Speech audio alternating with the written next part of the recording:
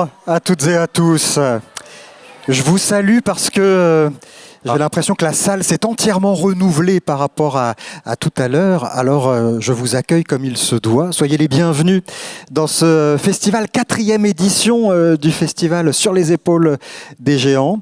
Je dis bienvenue pour 2 jours, hein. C'est tout le week-end, au moins jusqu'à samedi soir, avec des manifestations dans toute la ville.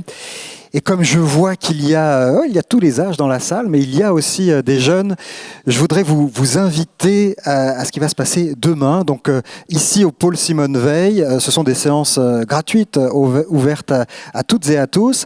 À 9h45, demain, ici, il y aura, vous connaissez peut-être l'émission Les Petits Bateaux sur France Inter de Camille Cronier. Eh bien alors je vais vous expliquer si vous ne connaissez pas. Ce sera sur ce modèle-là, avec des scientifiques sur scène et dans la salle, les enfants, les plus jeunes, les adolescents, qui pourront interroger sur toutes les disciplines ces scientifiques, avec des réponses simples et courtes, accessibles à tout le monde. Et puis à 11h, ici sur scène aussi, je voudrais vous inviter à une rencontre qui s'annonce aussi exceptionnelle avec un apprenti astronaute. Il s'appelle Arnaud Prost. Il a été recruté il y a 2 ans par l'Agence spatiale européenne, l'ESA. Et donc il va nous raconter, il a un profil assez particulier, hein. C'est un commandant de l'armée de l'air, il est pilote de chasse, il a postulé avec des milliers de candidatures pour être astronaute. Il va nous raconter pourquoi, comment se sont passées les sélections et puis pourquoi il a été recruté sur ces milliers de candidats parmi les 2 astronautes français pour partir dans l'espace plus tard. Donc maintenant, il a commencé son entraînement. Il va nous raconter en quoi ça consiste, l'entraînement pour aller dans l'espace. Ce sera donc une rencontre à 11h ici. Et puis à 14h, plongé dans le fond des océans avec un plongeur de l'extrême. Vous avez peut-être vu ces documentaires à la télévision, notamment sur Arte. Il s'appelle Laurent Balesta et il va nous raconter sa dernière grande expédition avec, dans le fond des océans, des grandes structures circulaires, plus d'1 millier de structures circulaires très géométriques qui ont été découvertes au large du Cap Corse. C'était une énigme absolue, le seul cas au monde de ces grands cercles. Et pendant 3 ans, il a enquêté avec des scientifiques pour connaître la cause et les raisons de la formation de ces structures circulaires. Donc ça, ce sera demain à 14h. Un petit mot aussi pour vous dire pourquoi cette manifestation s'appelle « Sur les épaules des géants ». Eh bien parce que, alors ça date, hein, cette formule d'un philosophe du XIIe siècle, elle a été ensuite reprise par Newton, par Blaise Pascal. Nous sommes des nains juchés sur les épaules des géants. Les géants, ce sont tous les scientifiques, tous les chercheurs, tous ceux qui se sont questionnés avant nous, des générations et des générations qui se sont interrogés sur le monde, qui ont compris des choses. Et nous, aujourd'hui, quand nous essayons de comprendre des nouvelles choses sur le monde, nous nous appuyons sur les connaissances du passé, de tous ces scientifiques qui nous ont précédés. Ce sont les géants, tous ces scientifiques qui se sont précédés, et nous sommes les nains qui voyons un tout petit peu plus loin, juchés sur leurs épaules. Je vous donne aussi les noms de tous les organismes de recherche qui soutiennent cette manifestation, et sans qui ce serait moins facile d'organiser tout ça. Il y a le Collège de France, le CNRS, le CEA, le CNES, Univers Sciences, l'Université Le Havre-Normandie et l'Académie des Sciences. Voilà pour tout ce que j'avais à vous dire. J'espère qu'on aura l'occasion de se recroiser tout au long de ces 2 jours de festival.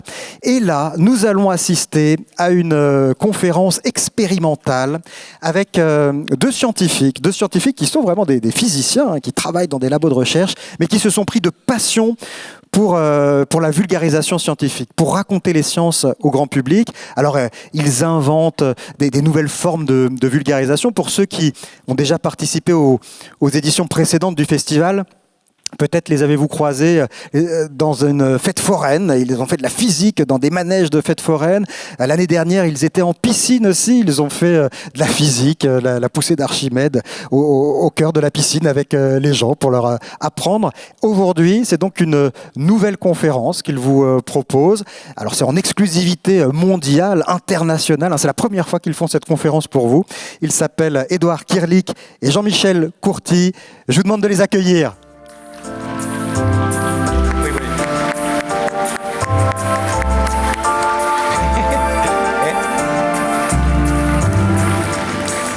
Là, je vous laisse la scène l'expérience, 45 minutes, et puis ensuite je reviendrai parce qu'il y aura un échange avec la salle pour vous poser des questions. Bonne représentation. Merci beaucoup. Bonjour, donc je suis Jean-Michel Courtilly. Je suis Édouard Kierlich. Nous sommes tous les deux professeurs à Sorbonne Université et on va vous parler d'équilibre. Alors pour ceux qui ont assisté à la passionnante conférence de Roland Lehoucq juste avant, évidemment on va reprendre les mêmes concepts, mais j'espère que ça sera suffisamment varié. Bien, alors pour commencer, sur la base de l'équilibre, on va prendre l'exemple le plus simple qu'on peut faire en prenant ce balai. Et Édouard, si tu veux venir m'aider en mettant tes doigts. Et on va se demander, est-ce que quand je pose le balai sur les doigts d'Édouard, il va y avoir équilibre ou pas? Bien sûr, vous connaissez la réponse, hein, mais là, l'idée, c'est de pouvoir après, petit à petit, compliquer un petit peu les choses. Donc on commence simple. Alors on commence simple, et voilà, si on met au milieu, voilà, bon, ça tient. Si on met sur le côté, ça tombe. Là, jusque-là, ça va. Maintenant, on peut se demander jusqu'où on peut aller, qu'est-ce qui va faire la limite. Alors, vous voyez qu'ici, on a mis un petit élastique de couleur au milieu du balai. Vous remarquez que si je mets l'élastique entre les doigts, j'ai l'équilibre, même si je vais pratiquement jusqu'au bord. Et ensuite, il suffit que je décale un tout petit peu avec cet élastique qui soit à l'extérieur, et ça bascule. En fait, cet élastique est au milieu, il est à un point qu'on appelle le centre de gravité. Alors, avec un balai, c'est simple. Quand on n'a que le manche, qu'est-ce qui se passe si je rajoute l'extrémité au balai? Alors, on va recommencer. Alors là, je le mets comme tout à l'heure. Bah oui, bien sûr, ça bascule, puisque j'ai rajouté de la masse ici.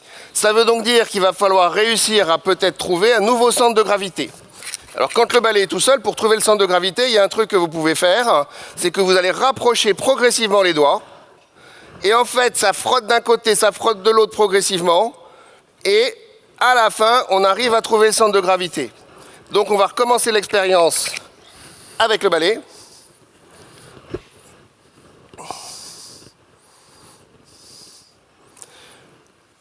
On voit qu'en fait, on arrive à un endroit qui est décalé par rapport à ce qu'on avait au début. Et si je le note avec mon petit élastique, on vérifie.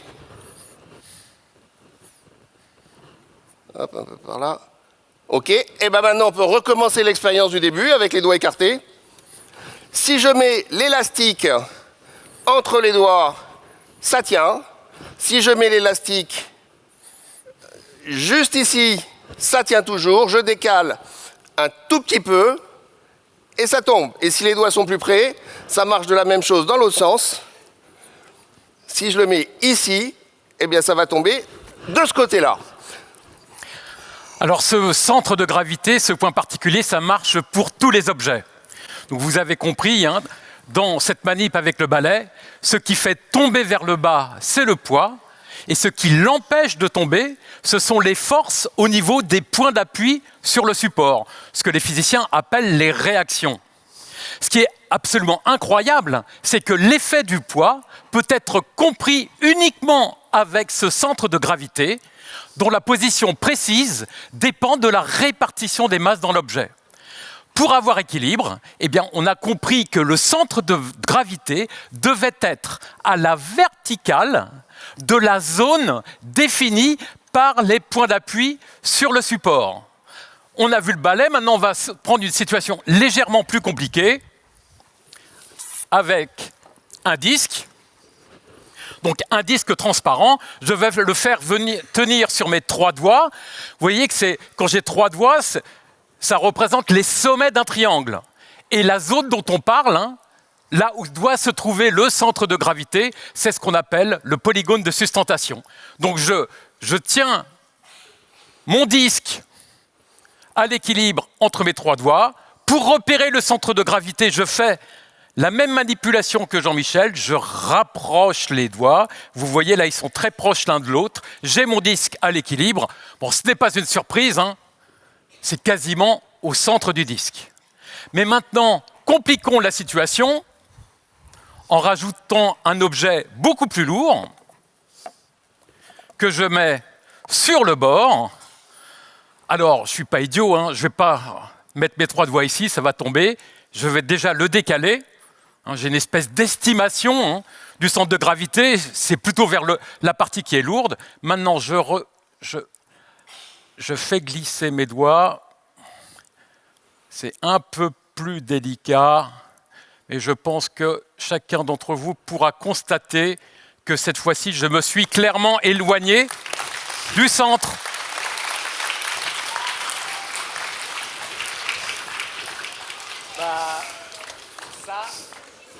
C'est vrai aussi pour nos corps, en fait. Mon corps, il a un centre de gravité qui probablement se trouve plus ou moins ici. Là, je peux rester debout, en équilibre, parce que la verticale de mon centre de gravité est dans la surface entre mes pieds. Du coup, voilà, facile. Si je veux soulever un pied, je vais tomber, sauf si je déplace mon centre de gravité sur la surface qui reste, du coup, la surface de mon pied gauche. Je peux même réduire encore un peu et faire la pointe, un peu plus dur. Je peux même complètement devenir fou, me mettre tête à l'envers, hop. Si le centre de gravité reste dans la nouvelle surface, ça va marcher. Si je commence à déformer mon corps, je vais à un moment sûrement tomber. Oh.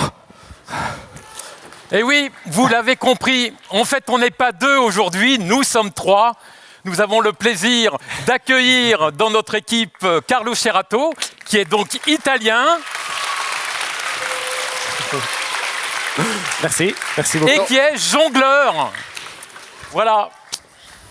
Donc ça permet de faire des expériences qu'on rêverait de faire, mais qu'en tant que physicien, on aurait quelques problèmes. Alors, pour enchaîner sur Carlo, vous voyez qu'on avait d'abord des objets rigides, après on a eu un corps déformable. Eh bien, j'ai ici une expérience avec un objet qui est aussi un objet déformable, cette petite tour qui est constituée de 4 plaques de bois. Donc, de manière évidente, le centre de gravité de chacune des plaques est au milieu de la plaque et le centre de gravité de l'ensemble est au milieu. Et puis ensuite, j'ai en plus un petit fil à plomb qui permet de savoir exactement où se trouve la verticale du centre de gravité. Vous voyez que quand la tour est comme ça, eh bien, il n'y a pas de souci, mais je vais commencer à déformer ma tour. Je la déforme, et vous voyez que quand je suis déformé comme ça tient toujours. Le centre de gravité est au-dessus d'un point qui est à l'intérieur du carré. Si je la déforme franchement, vous voyez que le centre de gravité, il est ici, il est à l'extérieur, ça bascule. Et là, je peux faire encore comme avec Édouard, mais de manière beaucoup plus précise. Vous voyez que là, je suis juste... J'ai l'équilibre, le centre de gravité, il est juste en limite du carré. Et maintenant, il suffit que je fasse une toute petite déformation qu'on voit à peine. Et ça bascule. Le centre de gravité est passé d'un côté à l'autre de la droite. Alors, pour l'instant, on a pris des objets, c'était quand même assez facile de deviner où se trouvait le centre de gravité. Mais quand c'est moins facile, on arrive à des équilibres qui paraissent presque impossibles. Exemple, donc j'ai ici une planchette de bois avec un trou et qui est taillée en biais au niveau du bas. Voilà. Donc si j'essaie de la faire tenir, évidemment, ça ne va pas tenir. Pour les raisons qu'on vient de dire, le centre de gravité, je ne sais pas où il est, mais manifestement, il n'est pas aussi bas. Eh bien maintenant, imaginons que l'on veuille profiter de cette journée pour boire un verre. Un verre d'eau, bien sûr. Eh bien, je vais enficher la bouteille dans mon objet et elle tient toute seule. En fait, l'objet que je vous ai montré, c'est un porte-bouteille. Donc pour faire sensation sur vos tables, n'hésitez pas. Alors bien sûr, la journée va passer et on va se rafraîchir, donc on va boire. On peut se demander qu'est-ce qui va se passer quand on boit beaucoup, mais avec modération. Hein. Là, la bouteille est quasiment vide. Totalement vide. Est-ce que je peux conserver cet équilibre? Alors, si je le pousse comme je l'ai fait tout à l'heure à fond, en fait, ça ne fonctionne pas. Vous voyez que je dois ajuster la position de la bouteille pour que justement le centre de gravité de l'ensemble de l'objet puisse de nouveau être au-dessus de la surface de contact de mon porte-bouteille. Voilà, donc ça se sent avec la main. Qu'est-ce qui s'est passé? J'ai enlevé l'eau, j'ai déplacé le centre de gravité, j'ai dû faire un ajustement. Alors jusqu'à maintenant, c'est assez facile parce que finalement, on avait toujours une surface de contact. Même avec ce crayon, hein. Alors c'est un crayon Sledge, mais qui n'est pas de cette année. Hein. Cette année, ils ont rajouté une gomme et je n'arrive pas à le faire. L'édition précédente était beaucoup mieux. Hein. Voilà. Donc ça tient. Ben pourquoi? Parce qu'en réalité, je profite du petit diamètre de crayon pour avoir une bonne surface de contact. Mais si je veux faire l'équilibre sur la pointe, regarde Jean-Michel, hein, j'ai beau m'appliquer sur une pointe, j'y arrive pas. Hein. J'y arrive pas. Non, mais on ne peut pas faire un équilibre sur une pointe. Non mais Edouard, il n'y a pas de problème. Moi, il n'y a pas de problème pour faire un équilibre sur une pointe. Regarde, j'ai ici cet objet, j'ai une pointe, elle est quand même encore presque plus pointue que la pointe du crayon. Et pourtant, pas de problème, ça tient en équilibre. Qu'est-ce qui se passe? Là encore, c'est une question de centre de gravité. On avait une pointe, avec le crayon, le centre de gravité est au-dessus de la pointe, ça peut basculer et on a ce qu'on appelle un équilibre instable. En revanche, ici, vous voyez que j'ai deux boules très lourdes. Ça veut dire que le centre de gravité, il est en fait ici, et donc il se trouve en dessous de la pointe. Et là, on va avoir ce qu'on appelle un équilibre stable. Alors avec cet objet, ça se voit bien. Il y a d'autres objets de ce style sur lesquels ça se voit un petit peu moins bien, mais ça repose sur le même principe. Vous voyez ce petit oiseau? En fait, on a l'impression que le centre de gravité est au-dessus de la pointe, mais j'ai des lestes au bout de chaque aile, ce qui fait qu'en fait, le centre de gravité est légèrement en dessous de la pointe. Et la même chose, on peut la revoir avec un autre objet qu'on a déjà utilisé, le balai, mon objet préféré peut-être. Si je mets mon doigt ici, je peux le garder en équilibre stable, car le centre de gravité, il se trouve exactement dessous. Voilà, comme démontré par cette ficelle fluorescente. Mais en vrai, je peux aussi avoir un équilibre instable, qui me demandera un peu plus d'effort, si je mets le centre de gravité au-dessus de mon doigt. Lui, il est un peu plus dur. Voilà. Et je peux en avoir plein d'autres, en vrai. C'est plutôt facile même. Voilà, ça c'est rien de nouveau. Tout le monde l'a déjà fait. Enfin, je crois.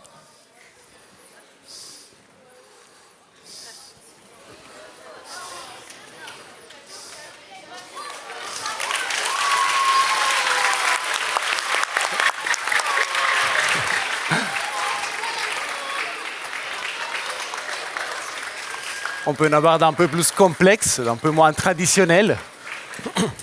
Et mon préféré, double équilibre sur les pieds, sur les pieds. Le centre de gravité, il est toujours ici. Du coup, il sera toujours au-dessus de mon pied.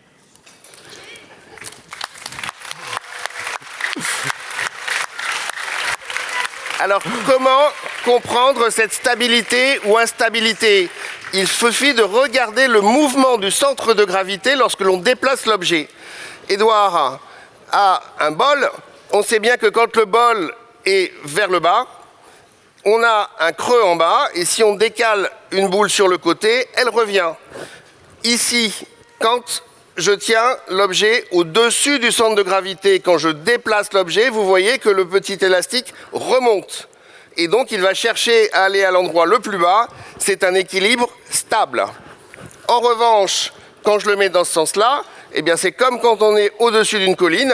L'équilibre du milieu, quand on s'écarte un petit peu, eh bien, en fait, ça continue à s'écarter de plus en plus. C'est ce qu'on appelle un équilibre instable. Et pour le savoir, on regarde le mouvement du centre de gravité. Vous voyez que ici, quand je déplace l'objet, le centre de gravité redescend. Donc, quand je m'écarte, il descend. Donc là, j'ai mon équilibre instable. Et moi, par expérience directe, je sais que même si c'est beaucoup moins impressionnant, c'est beaucoup plus dur de faire des équilibres avec des petits objets. Et j'ai ramené une cuillère à soupe de chez moi.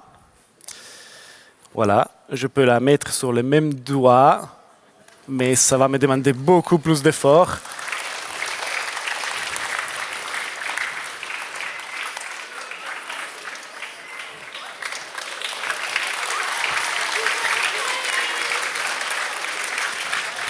Voilà. Mais Alors, c'est beaucoup plus difficile. Vous voyez que moi, j'arrive quand même à peu près à faire tenir le grand balai, mais pas la cuillère. Pourquoi? Parce qu'en fait, plus le centre de gravité est éloigné, plus le cercle est grand, et plus le temps que l'objet met pour tomber est important. Et ensuite, c'est un grand mouvement. Qu'est-ce que je vais faire pour stabiliser cet équilibre instable? Je vais déplacer mon doigt de manière à ce qu'il aille en dessous du centre de gravité. Un petit objet, ça va beaucoup plus vite, c'est plus compliqué. Mais dans tous les cas, le centre de gravité, quand il est ici, s'il s'abaisse, c'est un équilibre instable. Je vois. Merci pour l'explication. J'ai ramené un petit ami à moi, Luca, et lui, il n'est pas d'accord avec toi. Lui, il est en équilibre très très stable avec son centre de gravité vers le haut. Et il va continuer, pardon Luca, il va continuer à retourner vers le haut. Et voilà, même si je le mets vraiment par terre, je lui dis dors. Non, Voilà. Carlo, tu as bien conscience que ton meilleur ami n'est pas un être humain. Ouais. Tu as conscience que son centre de gravité, c'est pas comme nous, c'est pas au niveau du nombril. Il peut être ailleurs. Eh bien, Luca, son centre de gravité est ailleurs. Pourquoi? Parce que c'est un objet qui est gonflé, donc dans toute la partie supérieure, c'est de l'air, c'est léger. Mais dans sa partie inférieure, que l'on ne voit pas, il est lesté, il est plein de sable. Conclusion, le centre de gravité de cet objet-là est très très très bas. Vous avez reconnu ce qu'on appelle un culbuto. Et si je regarde maintenant sur la diapositive ce qui se passe avec un culbuto, donc voyez la situation centrale, il est ouvert, le centre de gravité c'est le point vert. Quand je l'incline, contrairement à ce que l'on anticipe, parce qu'on imagine que l'objet est homogène et que, en gros, son centre de gravité est au centre, eh bien, quand j'incline le culbuto, son centre de gravité remonte, quel que soit là où je veux l'incliner. Et comme l'a dit Jean-Michel, s'il est au-dessus, son mouvement naturel, ça sera de revenir vers le bas, c'est-à-dire de redresser le culbuto. Donc en fait, que l'équilibre soit stable ou instable, le centre de gravité est toujours à la verticale du point de contact. Et oui, Jean-Michel, merci pour la nouvelle explication. C'est très intéressant. Et moi, j'ai un autre objet qui, oui, je peux garder à la verticale. Le centre de gravité, plus ou moins, il est là. C'est une plume de pont, pour qui ne peut pas voir parce que vous êtes trop loin. Mais je peux aussi l'incliner. Et ça, je fais rien, moi. Hein. Et ça ne va pas tomber. Et ça me permet de faire plein de choses. Musique!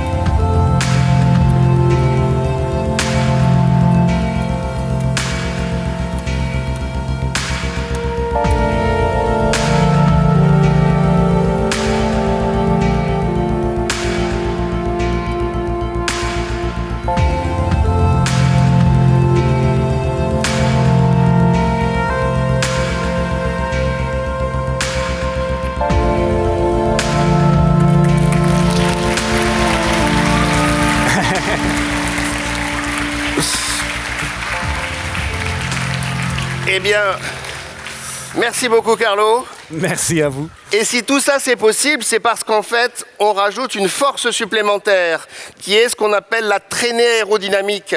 La plume de Pan est légère, elle a une grande surface, donc quand je me déplace, c'est comme s'il y avait un peu de vent qui va pousser la plume dans ce sens.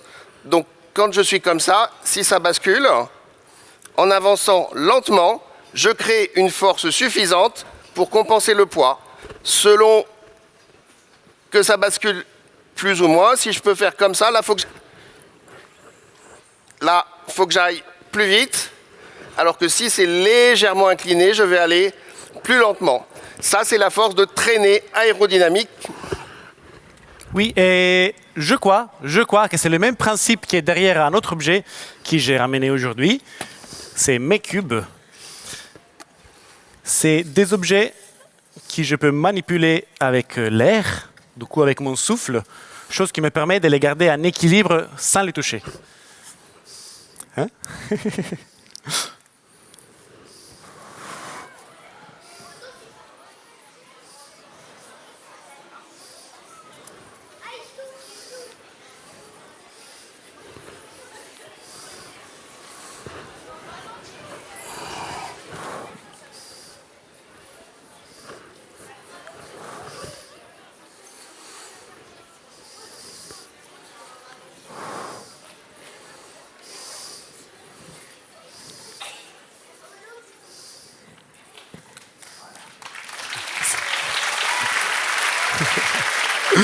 Ouais. Carlo, il n'y a pas que toi qui arrive à faire tenir des objets sans appui. Hein. J'essaie. Moi aussi, je peux le faire. Mais je vais m'aider d'un peu de technologie. Donc un magnifique sèche-cheveux. Alors...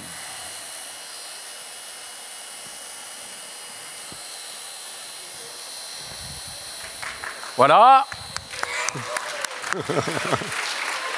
Alors, comme l'a dit Jean-Michel, il y a un flux d'air, il y a donc une traînée, et là, la traînée, elle est vers le haut, elle compense le poids. Mais il y a quand même quelque chose d'étonnant avec ce sèche-cheveux. C'est que si je l'incline,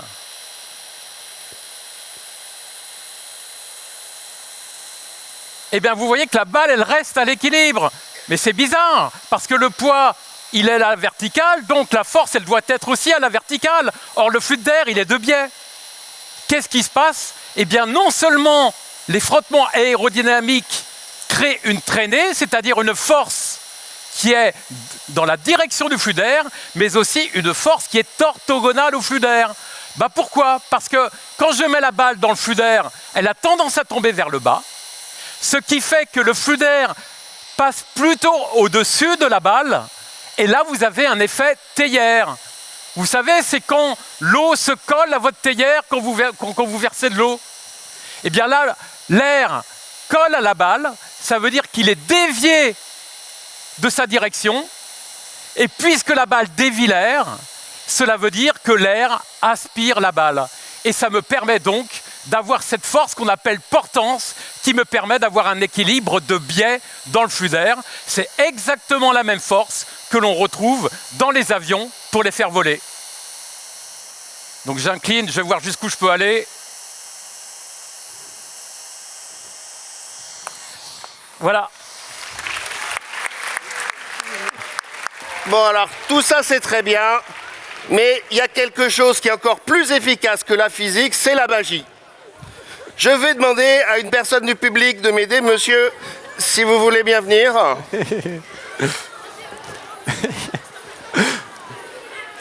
Donc, je vais essayer de garder mon équilibre. Donc, je vais vous demander de vous mettre en face de moi. Merci beaucoup. Vous mettez les bras comme ça. Voilà, vous prenez la barre. Et ensuite, je vais vous demander de pousser progressivement sur la barre de plus en plus fort pour essayer de me faire basculer vers l'arrière. D'accord? Il faut garder les bras horizontaux. Et ensuite, vous ne faites pas des à-coups. Hein. On y va progressivement. Je peux pas pousser un petit peu plus fort? Bon, voilà. Vous voyez, hein, je pense que vous avez vraiment bien poussé. Hein. Eh ben voilà, donc je vais vous expliquer la solution. En fait, l'explication, c'est que j'ai mon chapeau d'équilibre. Non mais vous ne me croyez pas. je vais vous montrer. Monsieur, est-ce que vous voulez bien vous faites devant? Vous vous mettez sur une jambe, les bras comme ça. Et on va voir si vous avez un bon équilibre. Pour ça, je vais appuyer légèrement sur votre bras. Vous essayez de garder la position et de ne pas tomber. Un petit effort. Non. Alors, je vais vous mettre le chapeau d'équilibre.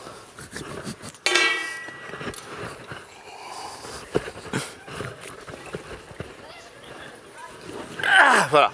Alors, on enlève le chapeau. Je recommence là. Vous voyez, si on enlève le chapeau, et avec le chapeau, ça tient. Voilà, merci beaucoup. Et donc nous ne nous connaissions pas. Hein. Je pense que vous avez pu constater que voilà, la magie, c'est quand même beaucoup plus fort que la physique. Merci beaucoup. On peut l'applaudir. Non, je ne suis pas d'accord. Hein. On est dans un événement qui s'appelle Sur les épaules des géants et on est censé promouvoir la science. Donc ce que tu fais, Jean-Michel, ce n'est pas de la magie, c'est de la science. Démonstration. Voilà. Nous avons notre spectateur qui est bien en équilibre sur son pied. Et maintenant, ce que je vais faire, c'est que je vais appuyer sur son spectateur. Alors je vais commencer par appuyer sur sa tête. Et vous ne voyez qu'il ne se passe rien, il reste bien vertical. Maintenant, avec la même force, je vais continuer à appuyer selon la verticale, mais en me décalant. Oh, il tombe, le malheureux! Mais pourquoi?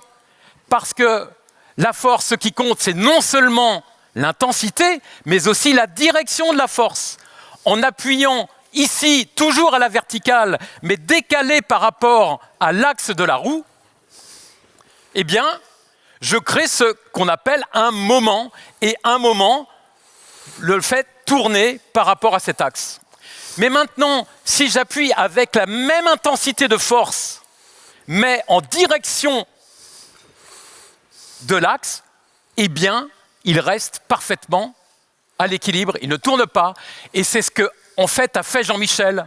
On ne se rend pas compte, mais entre le moment où le spectateur a le chapeau de magie et le moment où il n'y en a pas, la seule différence, c'est que Jean-Michel, au lieu d'appuyer dans un cas vers, en réalité, le point de bascule, c'est-à-dire vers le pied, hein, vous appuyez sur le pied, tu peux peut-être me montrer. Vers le pied. Voilà. Il n'y a pas de moment là, parce que la direction de la force est au niveau du pied. En revanche, s'il appuie à la verticale, je bascule comme sur la roue. Et cet effet, en fait, c'est ce qui a été utilisé sur le tour où je vous ai demandé de me déséquilibrer. C'est en fait un tour qui est ancien. La diapositive, il était fait par ce qu'on appelle les Magnetic Women, qui étaient des femmes qui, à la fin du 19e, c'était l'époque du spiritisme, elles prétendaient avoir des pouvoirs qui leur donnaient des forces exceptionnelles. L'une d'entre elles, donc elle s'était beaucoup aux États-Unis, mais l'une d'entre elles, Annie Abbott, a fait une tournée triomphale en Europe, et notamment en France, où elle a eu un succès au Casino de Paris, avec plein de démonstrations de la sorte, et elle est haut. Là, on voit là, ici, vous voyez, là, il y a carrément 4 personnes qui la poussent et résistent. Bon, moi, j'ai quand même pas cet entraînement. Alors, comment ça marche, hein? Parce que bien sûr, c'est de la physique. Donc, première chose, moi, ce que je vais faire quand Carlo va pousser, c'est que je vais faire aller vers le haut. Donc, pour l'instant, tu résistes pas. Qu'est-ce qui se passe si Carlo se contente de pousser? Vous voyez, ça va vers le haut. Donc, pour pouvoir pousser droit, Carlo, en même temps que pousser, il va être obligé de pousser vers le bas. Alors pourquoi on a cette impression que Carlo pousse vraiment de toutes ses forces? Sauf qu'en même temps qu'il pousse, il est obligé d'abaisser les doigts. Et ça, d'un point de vue musculaire, c'est très compliqué de faire les deux actions. Donc maintenant, le résultat, c'est que la force qu'il exerce va être moins importante que si je résistais normalement. Si je fais normalement, vas-y. Là, je peux pas, d'accord? Donc la force est moins importante, mais aussi, comme j'appuie vers le haut, lui, il appuie vers le bas. Donc ça veut dire que la force, elle n'est pas horizontale, mais la force, elle va être dirigée vers mon pied, comme dans l'autre expérience. Donc vous voyez qu'on a des principes de physique, merci beaucoup Carlo, on a des principes de physique relativement subtils, mais qui permettent de faire en apparence des miracles. Donc voilà le petit schéma de ce que je viens de vous expliquer. Et pardon, j'en profite pour vous interrompre à nouveau. Et moi, j'ai des figures de jonglage que j'aime bien, mais dont je ne comprends pas trop qu'est-ce qu'il passe. Et ce n'est pas des équilibres, ce n'est pas autre chose, voilà, je ne comprends pas. Et la première, c'est la préférée de ma mère. Voilà, là, ce n'est pas un équilibre. Le centre de gravité, il est sur rien. La balle, ça ne tombe pas. Je ne comprends pas. J'en ai une autre, plutôt similaire. J'espère de ne pas taper le micro.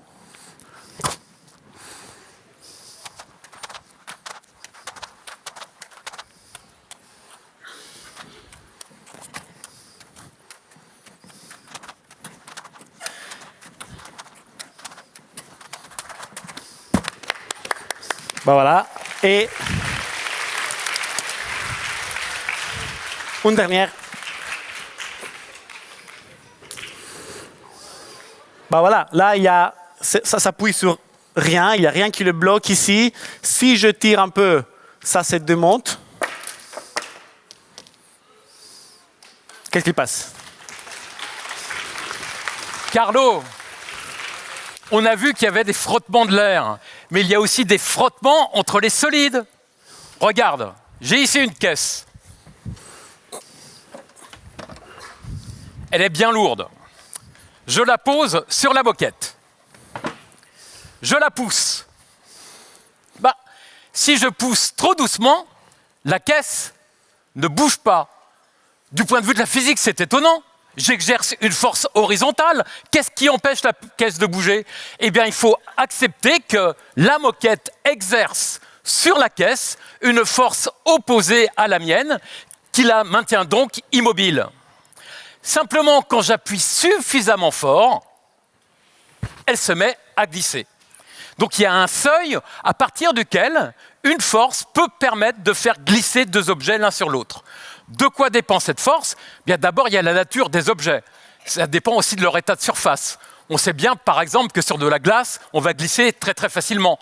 Une moindre force et vous glissez. En revanche, sur la moquette ou sur les surfaces qui sont extrêmement rugueuses, on se rend bien compte que le seuil pour faire glisser est beaucoup plus élevé. Et en plus, ça dépend de ce qu'on appelle la force pressante entre les deux objets. Qu'est-ce qui les maintient plaqués l'un contre l'autre? Alors ici, c'est le poids. Donc la caisse a un certain poids. Maintenant, je vais faire appel à un poids lourd de la médiation scientifique, Jean-Michel Courty. Il s'assoit. Alors là, je crains que je peux faire tous les efforts que je veux. Jamais j'arriverai à déplacer Jean-Michel, il est beaucoup trop lourd, le seuil est beaucoup trop élevé et voilà, on reste immobile l'un avec l'autre. Ça, c'est bon. C'est bon? Je crois que c'est le même principe qui est derrière un autre objet du jonglage traditionnel. Ça s'appelle boîte à cigares. C'est des boîtes avec de la feutrine autour, ce qui les rend très très très très frottants. Si je commence à incliner, par exemple, ces deux boîtes, ça va résister très très longtemps jusqu'au moment où ça tombe. Et je peux même les garder à la verticale avec très peu de force. Si je fais comme ça, hop. En vrai, mon doigt, il fait presque rien. Si je l'enlève, ça tombe. Et c'est à la base des cigar box.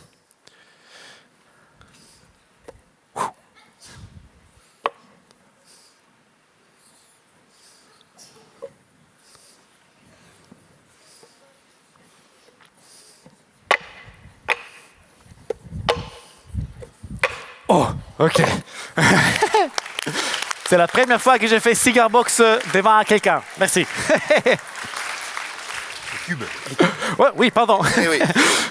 Et Une première pour Carlo qui ne faisait pas les cigar box et qui a accepté d'apprendre les cigar box pour notre conférence pour parler des frottements. 2 semaines pour apprendre ça. Voilà. Mais ça me rappelle surtout un autre objet que je connais beaucoup mieux. Mes cubes à nouveau, mais cette fois le petit frère. Bah voilà, lui, j'ai une figure où lui, là, il est stable, il est tranquille.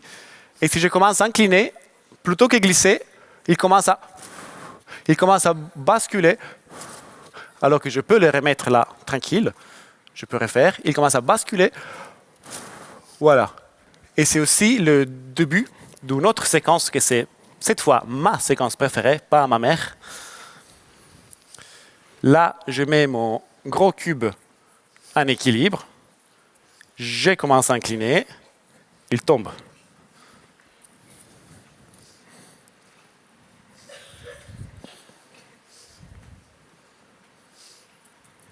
Équilibre.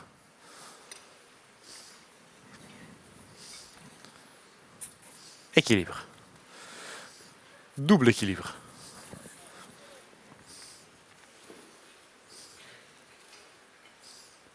Triple équilibre.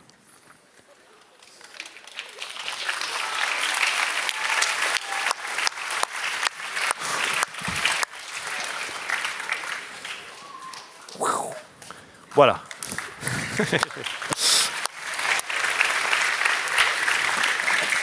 Eh bien, en fait, le basculement, ça combine le frottement qu'on vient de voir et la position du centre de gravité qu'on a vu au début, et qui déterminait, si je prends cette boîte à cigares, que je la pose sur cette table, pour l'instant, j'ai le centre de gravité au-dessus de la surface de contact. Quand je commence à incliner, ça ne glisse pas à cause du frottement, mais le centre de gravité est toujours au-dessus de la surface de contact. Plus j'incline, comme ça frotte bien, ça glisse toujours pas, et à un moment donné, le centre de gravité va sortir de la surface de contact. C'est pour ça que ça bascule avant de glisser. Eh bien, ce que tu viens de dire, ça me permet de comprendre pourquoi une roue dans une rue en pente ne peut que rouler. Elle n'est jamais en équilibre. Alors, je la place ici. Donc, cette roue est parfaitement homogène. Son centre de gravité correspond à son centre du disque. Maintenant, je l'incline et elle se met à rouler. Ben, pourquoi? Parce que si... Alors, tu peux me la tenir inclinée, s'il te plaît? Ben, quand on réfléchit, le centre, il va être toujours devant le point de contact dans une roue. Donc, systématiquement, il est en déséquilibre perpétuel et c'est ce qui va la faire rouler. Eh bien, c'est la même chose pour les balles. Avec les balles qui sont rondes, le centre de gravité est au centre. Et tout naturellement, quand on met une boule sur un plan incliné, elle roule. T'es sûr, Jean-Michel? Ça te va? Si on essaye avec mes balles de jonglage, je suis vraiment plutôt sûr que tu vas être bien surpris. Non, première erreur de la journée. Tu vas être bien surpris par qu'est-ce qu'elles peuvent faire. Oui, bah Étienne. Ouais, mes balles de jonglage. Alors là, il commence à se passer quelque chose d'un peu bizarre, effectivement. On a des boules qui, visiblement, restent en équilibre sur un plan incliné. Ah, ouais, pas trop mal. Oui, non, mais écoutez, arrêtez de nous la faire. Hein. Ça, c'est encore le coup du culbuto. Hein. C'est le culbuto. Regardez. J'ai ici un disque, mais cette fois-ci, j'ai évidé la partie supérieure. Conclusion, le centre de gravité n'est plus au centre. Il va être plus bas dans la partie pleine du disque. Eh bien, si on y réfléchit, quand je le mets sur le plan incliné, eh bien, le centre de gravité va s'ajuster pour se retrouver systématiquement au-dessus du point de contact. Tout ça parce qu'il est à une position différente du centre. Et donc, vous voyez, ça marche jusqu'à ce que ça glisse. Donc, ça va glisser, mais ça intéresse personne. Personne ne veut récupérer l'objet, là. Oui. Non. Au bout. Ah, pardon. Je peux voir jusqu'à où. Voilà. Quand même. Attention. Je suis prêt. Voilà. Donc, c'est très, très, très incliné. T'es prêt? Ah ouais, allez, quand même. Là. Oh là là. Et voilà. Wow. Il a mis quand même beaucoup de temps pour ça. Alors, on peut voir... On peut l'interpréter, hein. C'est toujours comme le culbuto. Donc, ce qu'on appelle le point H, là, c'est mon centre de gravité. Et vous voyez qu'en inclinant la roue, il peut s'ajuster pour être toujours au sud du point de contact. Mais vous voyez dans le schéma le plus à droite, il arrive un moment où c'est limite. Hein. On ne pourra pas faire mieux. Et donc, c'est pour ça que tôt ou tard, ça se met à rouler. Alors, il faut bien choisir les surfaces parce qu'il ne faut pas que ça glisse avant que ça se pète à rouler. Alors pour le faire, on n'est pas obligé d'utiliser des balles de jonglage, ni un disque évidé, une simple canne suffit. On détermine le centre de gravité et ensuite, on peut faire tenir la canne sur la main, quasiment verticale.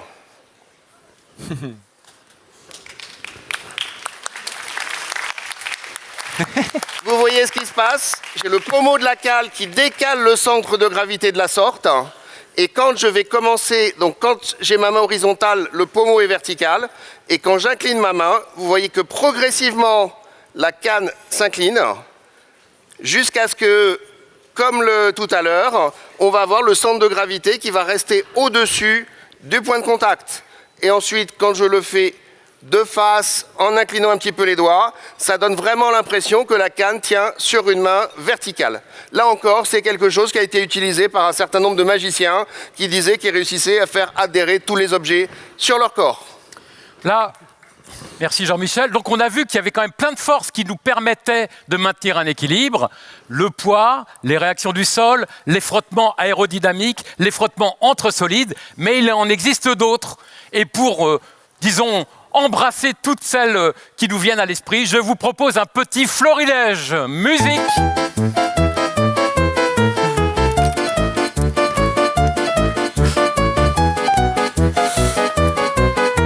Je vais faire tenir deux cubes l'un sur l'autre. Attention, j'ai peur. Quoi? Qu'est-ce que tu fais? Regarde, j'ai un équilibre de deux. Oh non, non, non, non, non, non. Mais vous trouvez pas ça spectaculaire? Non.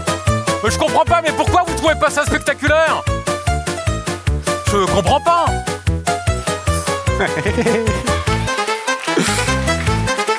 Ici, j'utilise la force centrifuge, la même force qui vous fait, qui vous déporte dans les virages. Je m'en sers pour qu'elle presse bien les objets l'un contre l'autre. Et comme on l'a vu tout à l'heure avec les frottements, plus c'est pressé, plus c'est difficile à mouvoir. Dans les autres effets avec les rotations, on a l'effet gyroscopique qui permet de faire tenir les assiettes chinoises. Alors on peut en faire avec une. Et vous voyez qu'une fois qu'elle est avec sa rotation, j'ai plus de problème pour qu'elle reste en équilibre et je peux m'occuper d'essayer d'en faire une deuxième.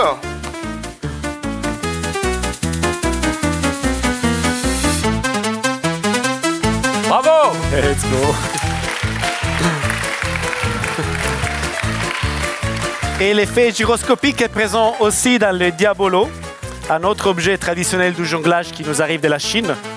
Là, le diabolo est en train de tourner sur lui-même, chose qui le rend très, très, très, très, très stable. Après, moi, je ne suis pas particulièrement doué en diabolo, mais voilà.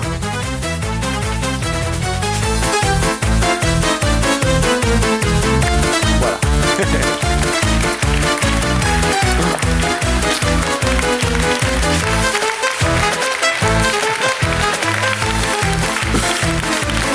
Merci beaucoup, merci beaucoup. Et à l'écran, un petit peu publicité, les ouvrages que l'on a écrits, Jean-Michel et moi-même, la chaîne Merci la physique, que Jean-Michel fait avec sa femme pour faire de la physique au quotidien, et le compte Instagram et la chaîne YouTube de Carlo, où vous trouverez des tas d'autres numéros absolument prodigieux. Merci. Bravo!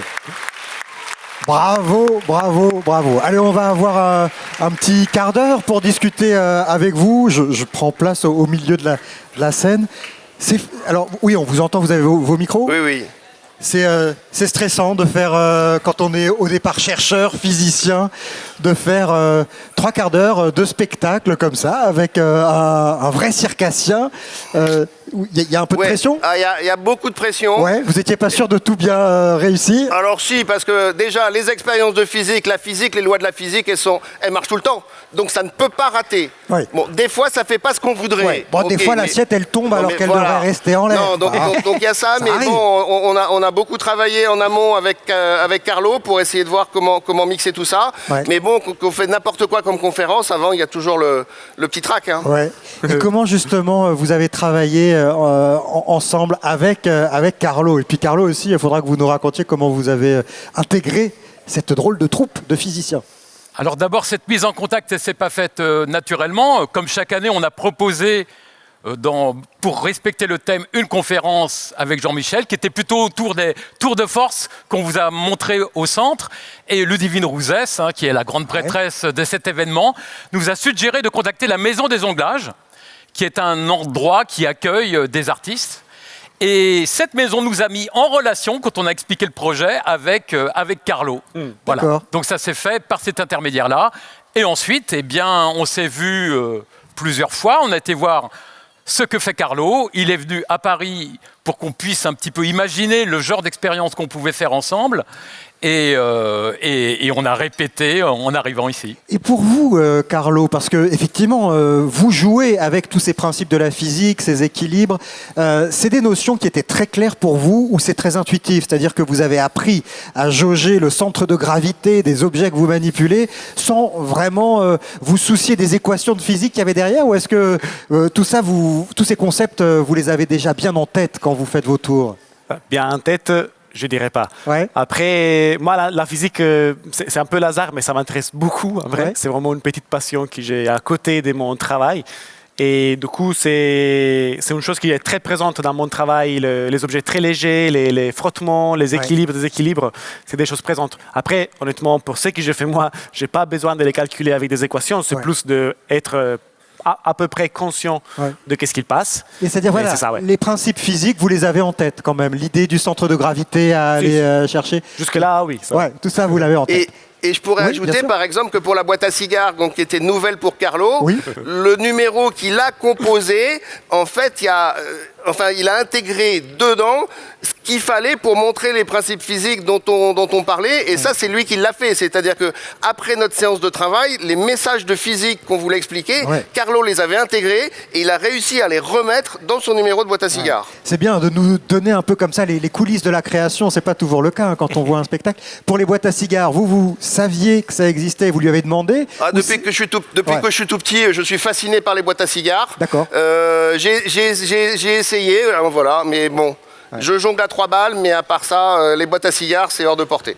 Très bien. Allez, je voudrais faire un petit tour dans la salle. Est-ce qu'il y a des questions? Si vous levez la main, on peut vous apporter un micro. Sur ce que vous avez vu, sur la difficulté de certains numéros, ou sur les principes physiques. Il y a peut-être des choses Aïe, aïe, aïe. que vous n'avez pas comprises sur ce qu'on vous a montré. Alors, dans le calme, on peut lever la main sans se mettre à brailler. Je crois qu'il y a... Voilà, on t'écoute. Bonjour. Bonjour, on écoute. Vas-y.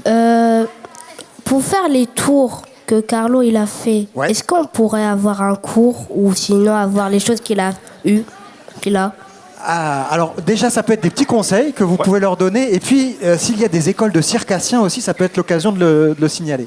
Oui, et en vrai, oui, il y a effectivement plein d'écoles de cirque, surtout en France. Il y en a vraiment plein d'écoles de cirque amateurs et professionnelles. Du coup, n'hésite pas à regarder autour de toi qu'est-ce qu'il y a. Moi, je ne viens pas de Le Havre. Je ne sais pas si vous l'avez compris par mon accent. Je viens de Lyon. Du coup, je ne connais pas trop le territoire. Mais je suis sûr qu'il y en a. C'est au moins un cours de cirque qu'il y a sûrement ici.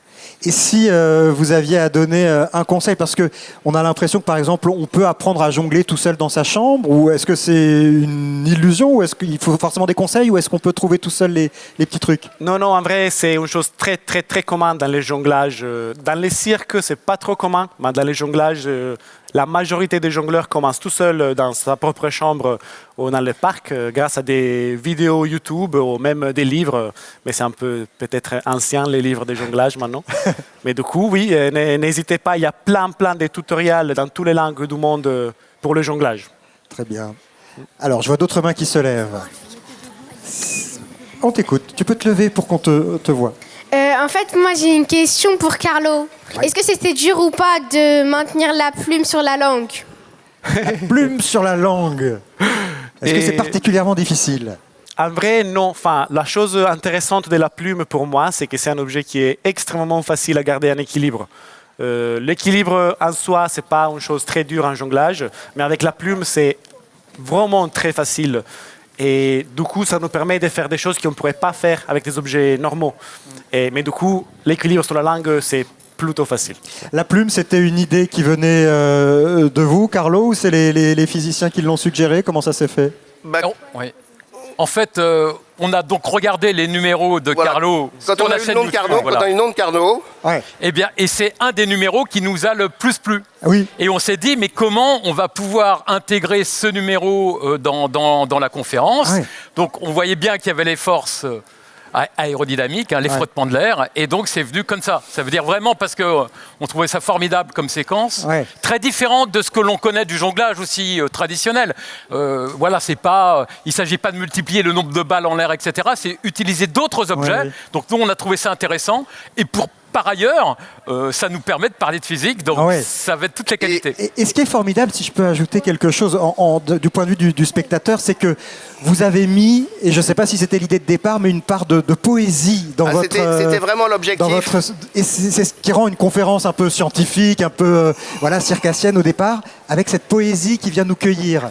C'était l'objectif, et c'est aussi pour ça que dans l'ensemble des choses de jonglage, en fait, c'est Carlo qui a adapté les mouvements essentiellement par rapport à notre discours. Mais nous, on tenait à ce que dans la conférence, il y ait un moment où c'est juste Carlo qui nous fait rêver. Et donc c'est pour ça que cette séquence, on l'a vraiment séparée, que ça a été en musique, alors qu'il n'y avait pas de musique dans le reste.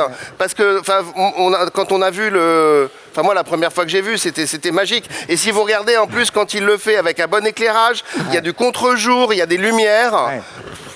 C'est fantastique. Merci. Allez, on prend d'autres questions dans la salle. Qui a le micro? Vas-y, on t'écoute. C'est moi. Ici. Alors, il y a plusieurs micros. Vas-y, on t'écoutera après. Hein. Tu peux garder le micro? Vas-y, on t'écoute au fond. C'est une question pour Carlo. Est-ce que c'était long les études pour faire votre métier? Bon. Alors, vous avez bien fait de faire appel à Carlo parce que c'est la star de... voilà, comme ça, nous, c'est bien tranquille. Il n'y en a que pour lui. Alors, est-ce qu'il faut faire des études très longues pour faire le métier que vous faites, Carlo? C'est très varié, c'est un métier artistique. Il y a plein de monde qui n'a pas fait d'école, il y en a plein qui ont fait un peu, plein qui ont fait plein d'écoles. Moi, j'ai fait 5 ans d'école professionnelle et je faisais déjà du cirque depuis 15 ans avant. Non, qu'est-ce que je dis, pardon. Depuis 10 ans. Moi, je suis rentré en école professionnelle, je faisais du cirque depuis 10 ans. D'accord. Comme une activité que vous faisiez étant plus jeune, c'est ça? Oui, exactement. J'étais un gamin, un adolescent. Oui, c'est ça. Comme une activité où on peut faire du théâtre, de la musique, du piano, vous faisiez du cirque. À la place du foot. À la place du foot. Enfin, on peut faire les deux. Puis ça peut peut-être aider. Non, on peut pas faire les deux. Bon, très bien. Chacun chez soi. Alors, oui, c'était par là, pardon. Allons-y. Oui, si on a les objets, est-ce qu'on peut essayer de pratiquer comme vous?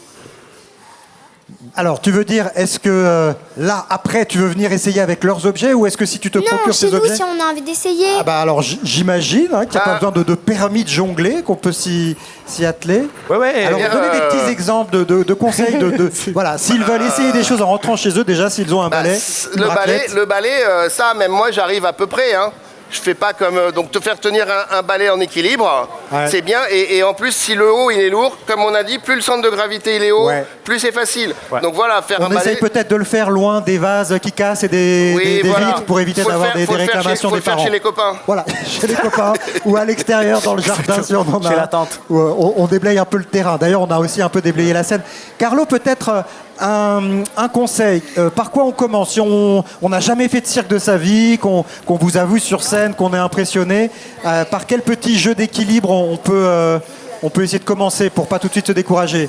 Dans les cirques de base, il ne faut pas se décourager. C'est des choses qui prennent du temps et beaucoup de patience. Après, je crois que la base des bases, c'est... Il y a la base, mais... Oui. Et on peut commencer par plein de choses en vrai. Moi, si je dois faire un cours de jonglage, la première chose que je fais faire, c'est un peu de balles. Pour moi, c'est un peu la base de tout ce qu'il y a autour. Après, il y a plein qui ont commencé par les diabolos, que c'est cet objet-là. On va sur la plage, c'est super sympa. Allez, on va prendre... Je vois qu'il y a encore plein de mains qui se lèvent. Qui a le micro? Qu'il se lève et qu'il parle ou qu'elle parle, celui ou celle qui a le micro. Comme je vois toutes les mains, comme je vois certains qui se lèvent pour y aller, j'ai du mal à identifier. Bonjour, où es-tu? Elle est là. Où es-tu, celui qui dit bonjour? Elle est là. Bon, Il se cache, il se cache. il se cache. Bon, bah pose ta question alors. Au fond. Très bien, pose ta question, on t'écoute. En fait, la question, c'est pour Carlo. On t'écoute. Et est-ce que les cubes là qui volent, c'est vous qui les avez faits et s'il y aurait un tuto? Pour les faire. C'est vrai que c'était très poétique aussi cette séquence avec les cubes volants. Les cubes, ouais. Ouais. Alors, est-ce que c'est vous qui les avez fabriqués ou est-ce que ça s'achète? Tout à fait, c'est moi qui a fabriqué cet objet. Et C'est dans quelle matière? C'est du polystyrène. Donc c'est assez facile à faire en fait, j'imagine. Non? En vrai, non, c'est Ah plutôt, bon. Bon, bah c'est pardon. vraiment alors. plutôt compliqué. Ah bon.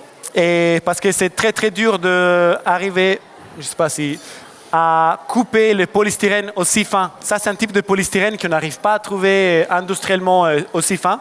Du coup, c'est un polystyrène que je coupe chez moi.